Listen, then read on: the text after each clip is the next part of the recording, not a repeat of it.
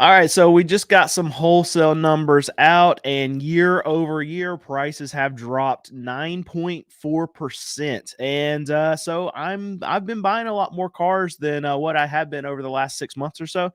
And later on in this video, I've got a list of our cars here that I have purchased. Uh-oh, and I've got my video going too. There we go. Okay.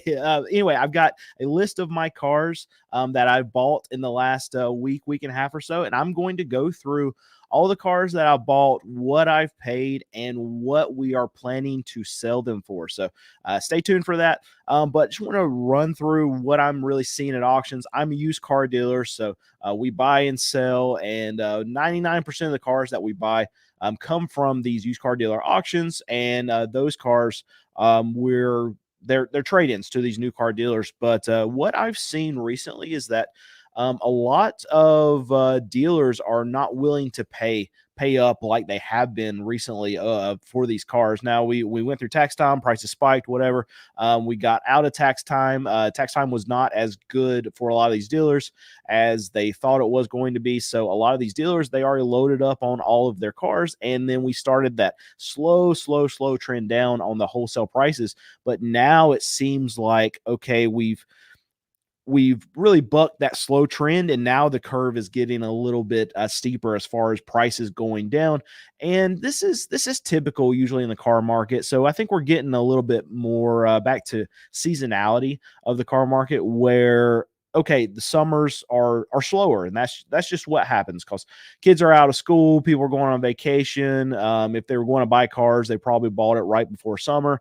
And if they're wanting to buy a car, then they're going to hang on till probably towards the end of summer. But that's people are spending more money right now. If they're going on vacation, they don't have a lot of money to spend on cars, so they're not actually buying a lot of cars. Now, from what I've seen in my business, it's not the case as far as selling as what a lot of these other dealers are seeing.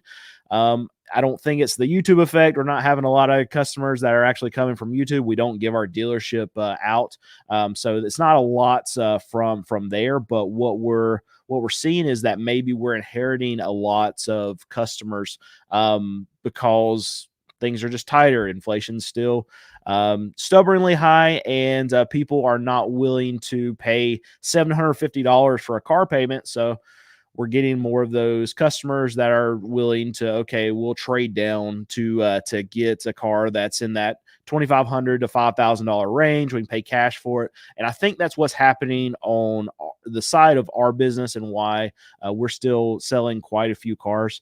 But going back to the auction. What we're seeing too is that the quality of car that we are able to buy is getting better. And the reason why is not that there's better quality cars coming into the system, it's because prices are dropping in a significant way. So those cars that were $4,500, $5,000 that we weren't able to buy to be able to sell for our $5,000 and under price point.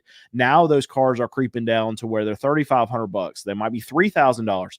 And if they get down to that range, then those higher quality cars, we're able to buy them and still sell them for $4,500, $5,000. And what I typically will make on the cars that we sell, our average is right around like $1,200. So those cars that were $4,000, $4,500, I couldn't make that kind of money on them and then still sell them for under $5,000. But when they get to that $3,000, $3,500 range, I'm able to do that. So anyway, we're going to these auctions, and we're inheriting. I don't know if inherit's the right word, but we've got a more cars to actually look at now. So Alex, who is my mechanic, who buys a lot of cars for me, what he's doing is he's broadening.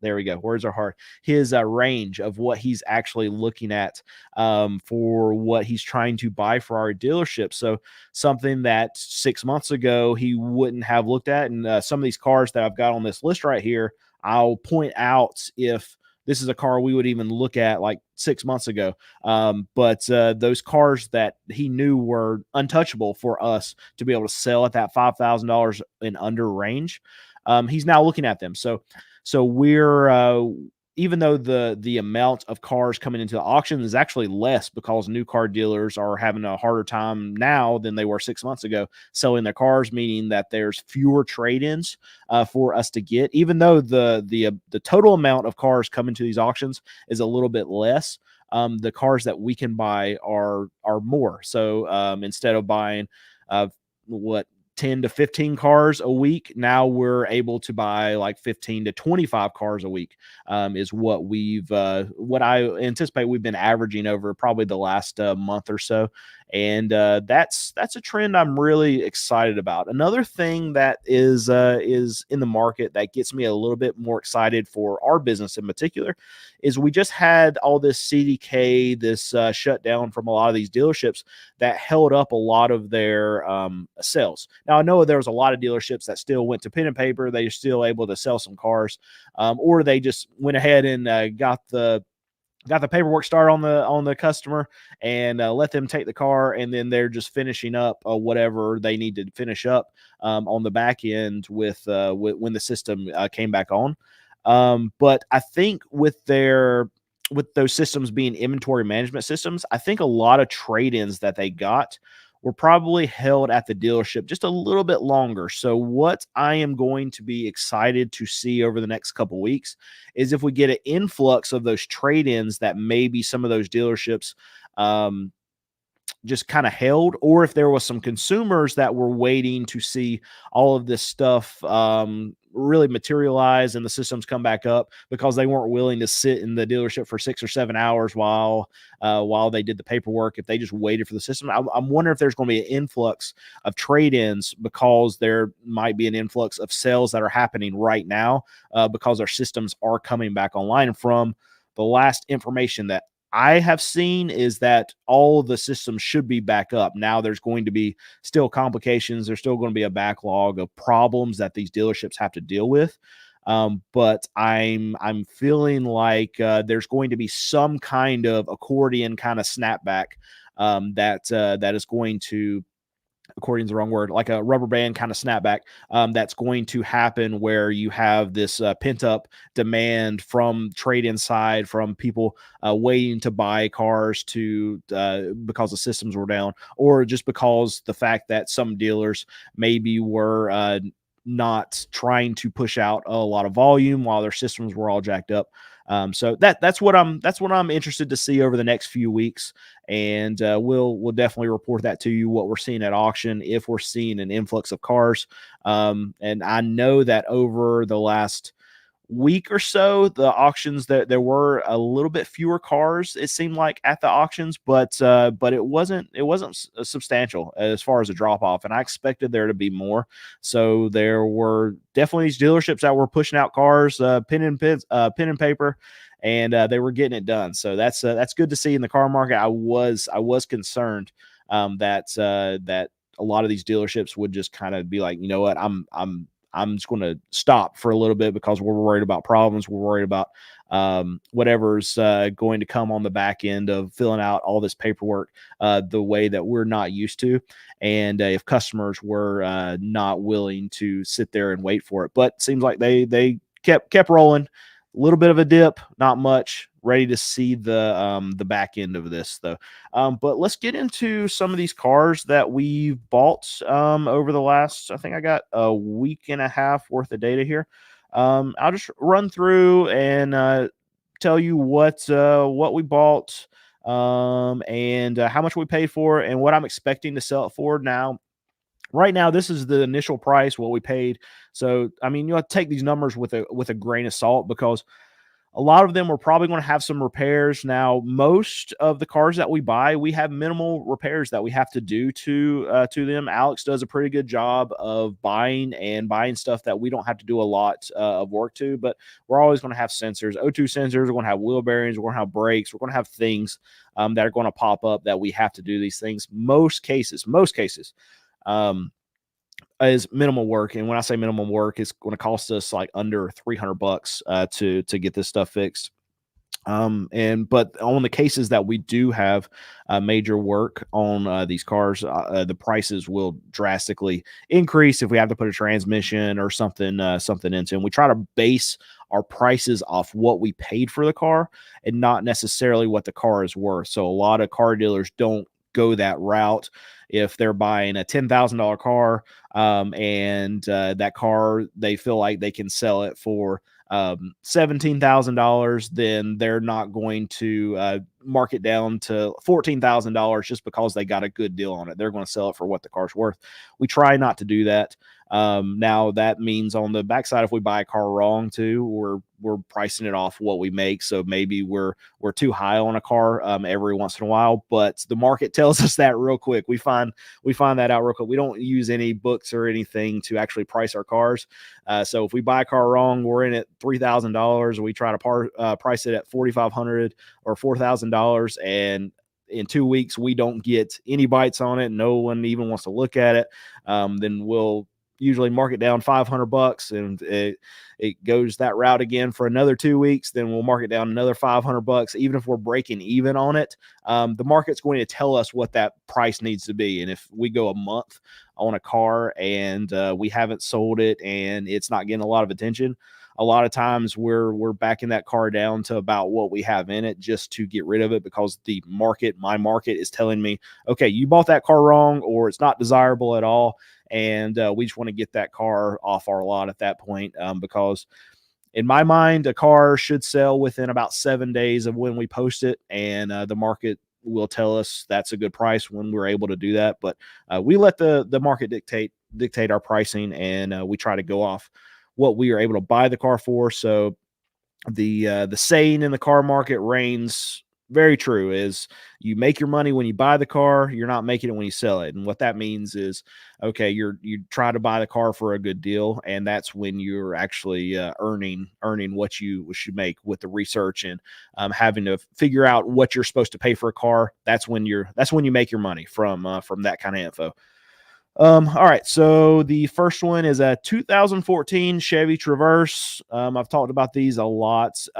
They have timing chain issues, and but if you get one that's good, you can. I mean, it's usually fine, but it is a common problem with those. So we know going into it, we have to buy a car like this, expecting to possibly have to do some timing work on it. So we bought this one's 2014 Chevy Traverse, and we paid $2,000 for it. Our buyer fee, I'll talk about that for a second. So all these cars that I'm going to talk to you about, they're going to have a buyer fee. So this one is we paid $2,000 for it, and our buyer fee was $285. That buyer fee is the amount of money that we pay to the auction to be able to buy a car wholesale from them. The auction's got to make money too. The way they make money is by every car they sell, the buyer pays a fee and the seller pays a fee. So that's how auctions make their money.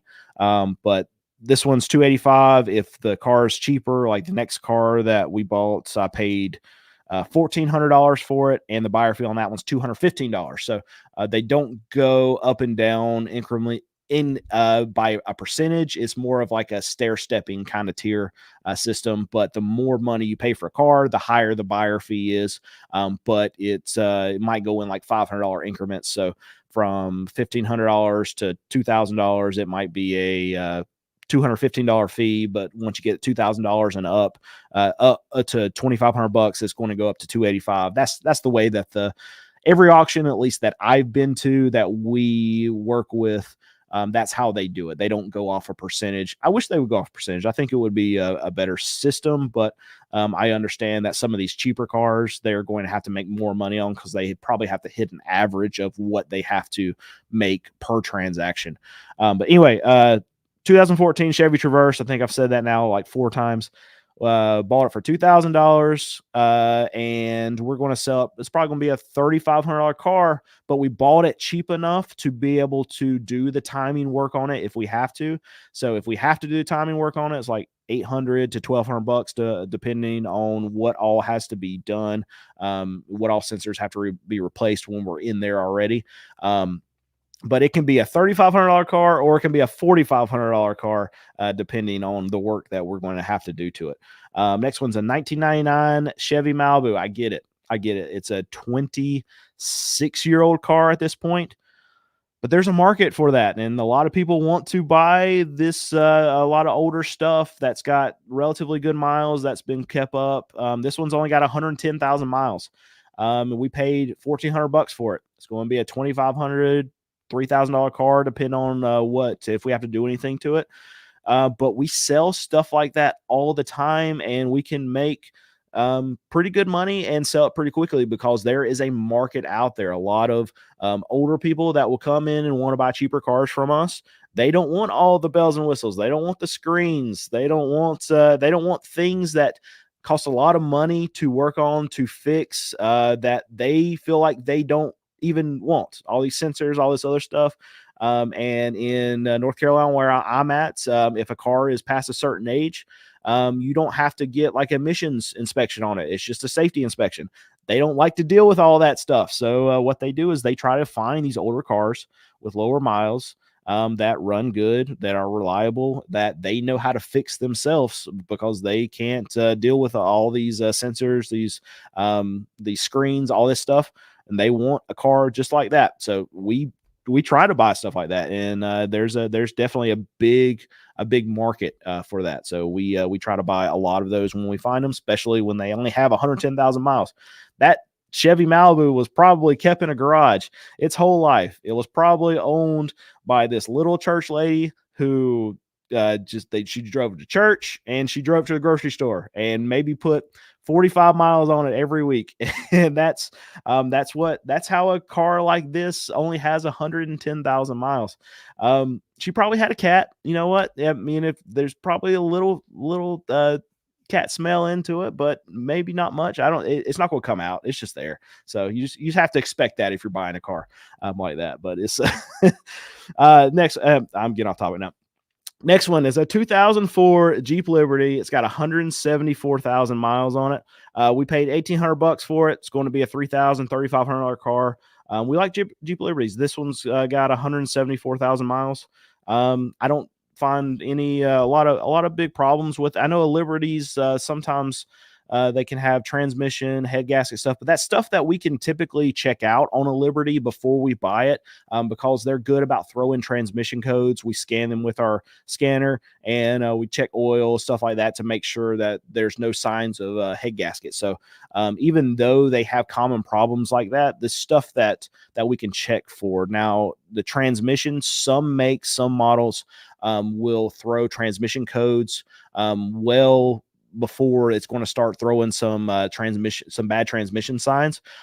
Jeep is one of those. Ford is one of those. So we are more apt to buy a Jeep or a Ford that has that's common to have a transmission issue, just because we're going to be able to read that with our code reader better than we are like Chevy. Chevy's one where the transmission can be absolutely just trashed. It won't even go into gear, and it's not going to throw a transmission code. So those are ones that we're more apt to check the transmission fluid when we're checking out the cars to make sure there's no metal flakes or anything in it, because it's not going to throw those easy codes for us to decipher.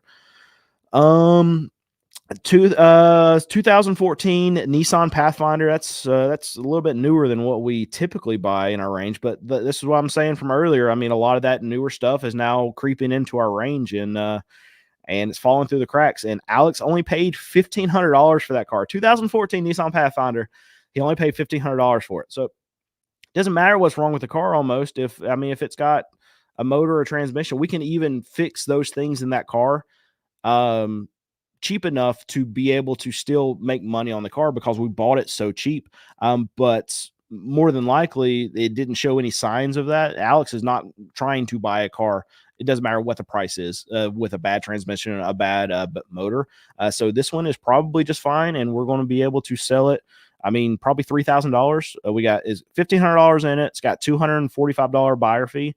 Sell it for $3,000, and we're going to make good money. Somebody's probably going to have a really good car for a really cheap price. So that's the kind of stuff I like to buy. I'm very happy when I'm seeing cars like this pop up for me to be able to purchase. And let's get through a lot more of these cars because we are taking a long time.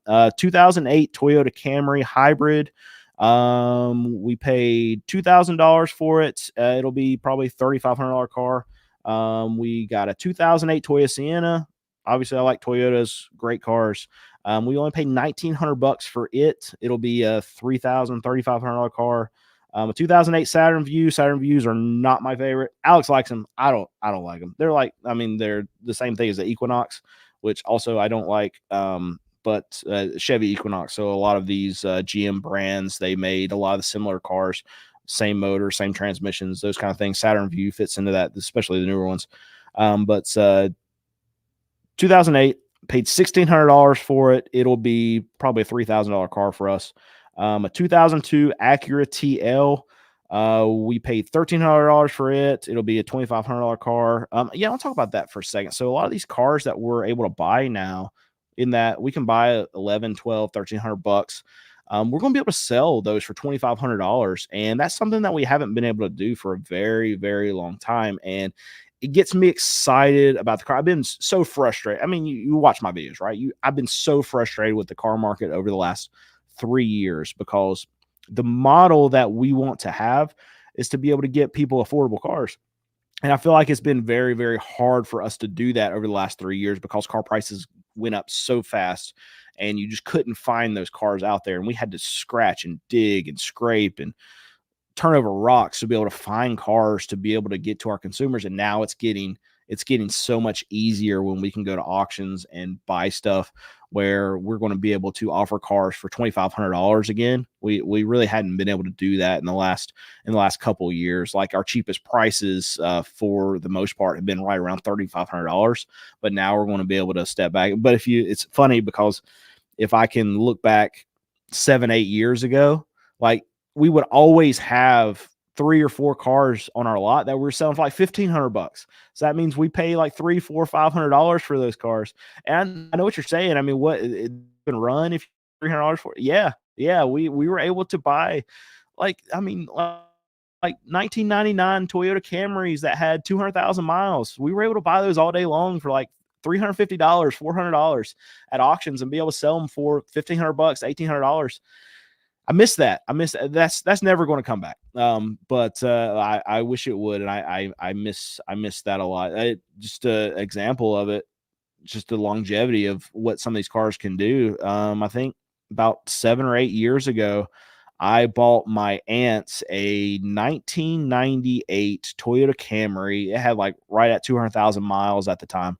And I paid $300 for it. Sold her that car. She's had to do nothing to that car over the last 7 or 8 years. It's got almost 300,000 miles on it now.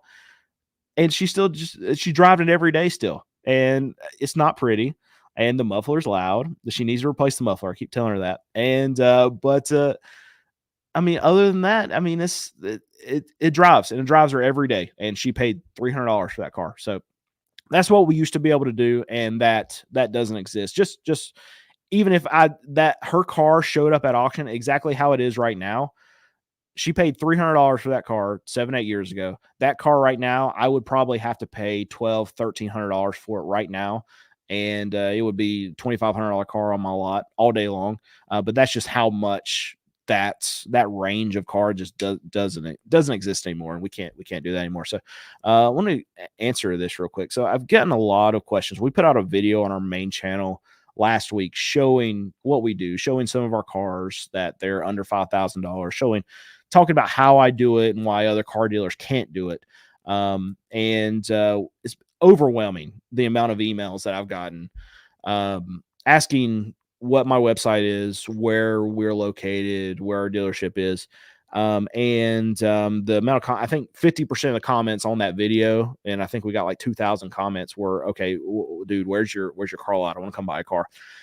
So there's a couple big reasons why we don't give out our dealership info on YouTube. There's the biggest reason, number one, is because I'm trying to give you advice on how to, wherever you are, be able to find a good car dealer, or even try to figure out how to buy the best car and get the best deal. And I'm trying to give you help and give you advice to do that. And I feel like if I'm pumping my business on YouTube while also trying to give you that information, then you're not going to be able to take that information for face values. Like, okay, well, this car dealer who is telling me exactly where his car dealership is and wants me to buy his cars is telling me, okay, well, you should only buy a cheap car.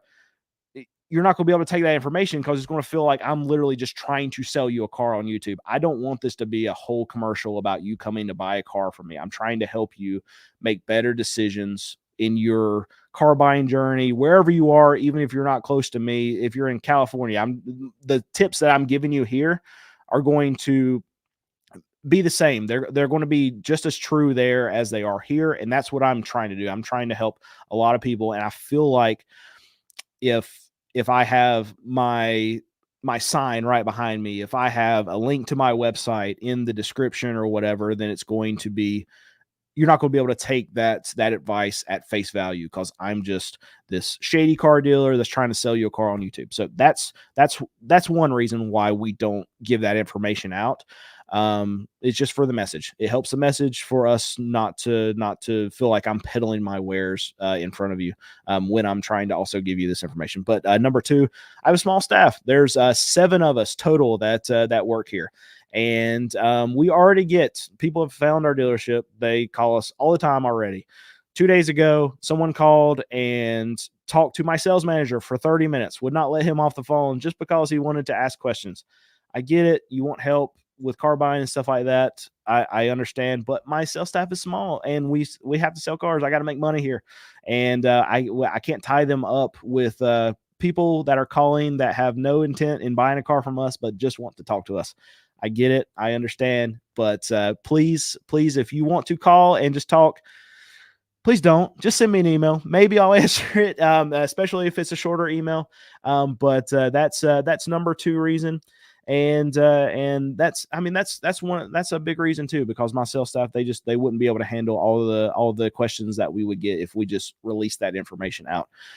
But I have already talked too much, and I see there's other questions that I'm not going to be able to get to them because we have to go to an auction right now and go film some more. So thank you for watching this video, and if you haven't already, please subscribe. And I hope you have a great rest of your day. And I want to end the stream where there's the button. And